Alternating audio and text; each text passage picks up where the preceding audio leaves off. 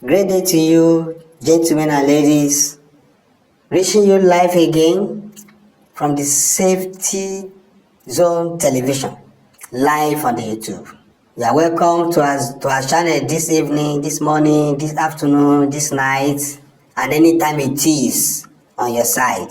Alright, in our discussion before, we started discussing matters of safety. Safety is a priority.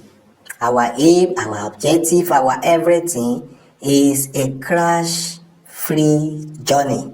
We want to ensure that everybody leaves their destination and leaves their home and arrive at their destination in no distant time and in a safe mode. Alright, we have discussed in the past causes of crashes. We have discussed the difference between a crash and an accident. In the past as well, we have discussed the effects of crashing when it occurs. So still on the causes by human, I want to talk about one thing that we easily run into, and that is fatigue, tiredness, and stress. Stress and fatigue are psychological. Tiredness is physical. Let's look at it this way. Driving requires that you sit down. It's a sedentary work. And when you sit down, sitting down means that some part of you are not involved in the job. So it is a mental job. Let's look at stress and fatigue. We said stress and fatigue are psychological. Too many things to solve, too many problems to solve. House rent, school fees. Oh my God, this is the period of school fees. School fees week, where we know the real man. I remember on a Sunday morning, I woke up 4 a.m. and I tapped my wife, "Madam, are the children going to school?" And she said, "Today is Sunday." I felt like, how can it be? Because all through the night, my mind was calculating school fees, buying bag, buying lunch, all those things kept running in the brain, so the brain could not sleep. So invariably, my day was shortened by one, because in my memory, Sunday had gone and Monday has come. Meanwhile, it was just Sunday morning. So remain, know what we are talking about this week. So that should not be an excuse for somebody to lose guard on the road. Let me use the word lose guard. Okay, psychologically, you have a lot of dream you want to fulfill. Probably at the end of first quarter of the year, this is what I want to achieve. Second quarter, I want to achieve this. And the first quarter has come, second quarter has come. You could not achieve it. It becomes a stress. It becomes a stressor that is not stressing you. With this, you might be losing concentration. With this, you might begin to have some miscalculations. With this, you might be having some kind of reaction in you that may not be normal. This is not supposed to transmit or translate into our driving. Driving requires 100% concentration. Driving requires that everything in you, everything about you is fully channeled to driving and driving. You can imagine somebody driving and thinking about a football match that has lost. Imagine somebody driving and thinking about a match that is coming up in the evening. All this stress should not join you while driving. So stress and fatigue are a result of those things you may not be able to achieve.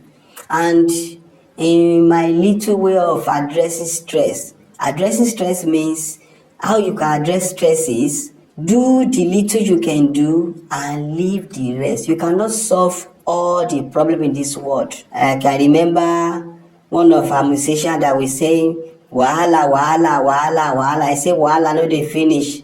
Wahala be like bicycle. You know bicycle pedal. As we are pushing one, another one is coming up. So it is wahala. It be like bicycle. The world is full of wahala. Let me use that language. Okay. If stress and fatigue could be addressed, tiredness could as well be addressed. Do you know that after every 3.5 hours to 4 hours of continuous driving on Nigeria road, you are permitted to take about 15 to 20 minutes rest? Taking this rest does not mean that you now get down or you go up and be sleeping. No. Let's look at human anatomy. Let's look at respiratory system. Your being active requires that there must be adequate level of oxygen in your brain. It makes you active. Now, when you sit down sedentary, the rate of pumping the blood to the brain might be reduced, will be reduced. And when it does, it means oxygen in the brain will be reduced. How do I mean? Oxygen does not have a pipe through which it goes through the body. Oxygen is stored in the lung. The heart pumps blood. The heart pumps blood through the left ventricle into the lung and mixes itself with oxygen and enter into the heart back through the right ventricle. So the heart becomes oxygenated. You can't give what you don't have. Now, when the heart is oxygenated, the pumping of blood by heart now pumps the blood to brain and every other part of the body. When it happens, then you have oxygen in every part of your body, then you are active. But if you remember as well, there is what we call osmosis and diffusion in the elementary biology, where substance will move from the region of higher concentration to lower concentration through a semi-permeable membrane, whatever, blah, blah, blah, in the biology of the secondary school days there. Remember, if you look at that principle, it means sitting down, sedentary, you are likely to have higher concentration down than the up that is higher than the heart.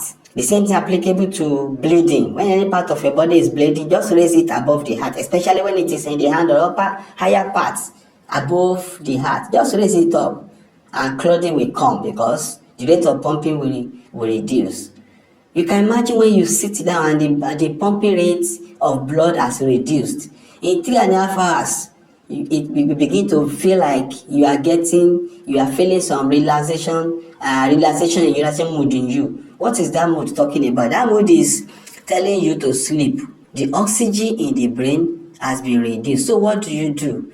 It is the time to get down from the vehicle, stretch your legs, stretch your hands, hit the legs on the ground. In some cases, you begin to have a swollen leg. What happens? The rate of blood flowing up has been reduced and is now increasing down. Okay, when you exercise and the thing goes up again to your brain, the upper part of your body, then you're active. How do you know that? How will you get to know that the oxygen rate is reducing? You begin to yawn. You just open your mouth. When you are doing, what are you doing? It is a voluntary action. Voluntary action is that action that takes place without you having control on it.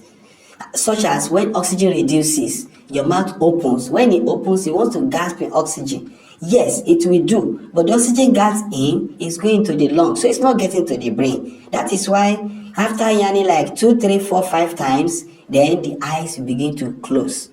Before the eye begin to close, you have to get down, exercise your body, not to sleep. It is just about you exercising your body for blood to flow. But if after the exercise, the sleep is still persisting, then you have to take a nap. 5 to 10 minutes will be okay for you if you are normal, under normal condition. 5 to 10 minutes will be okay for you. But look at it. Why will the sleep persist? If you have eaten above normal, if you have eaten heavy food, of course, there is chance for us at the comment section to bring in our suggestion, to bring our comments, our thinking, and our superior arguments will take preeminence. Okay, when you have eaten heavily, digestion must take place. Digestion involves that the body will withdraw blood from every other part of the body, including the brain, to aid digestion in the stomach. So, when the blood withdraws from the brain, then the brain lacks oxygen. That is anaerobic condition. Once that happens, the eyes begin to close after several years. After that, if there's no solution, the eyes begin to close. And when you overload food, there's no amount of exercise you want to do. You just have to stay somewhere, calm down, take a nap, and later continue with your journey. Yes, with this, I think and I know we know the right thing to do when it comes to driving for a long time. Always avoid fatigue. Avoid being stressed unnecessarily. If you are going on a journey, take adequate rest, at least 8 hours at night. Avoid doing things over and above normal. Take adequate rest, eat normally, and embark on your journey. Your life and your safety is very important to us. We want everybody to live, to drive, and come back home safely is our concern. Don't forget to share, to like, and your comment is very important to us. Subscribe to our channel. Let us talk together about safety on Nigerian road. Thank you and God bless you all. Bye.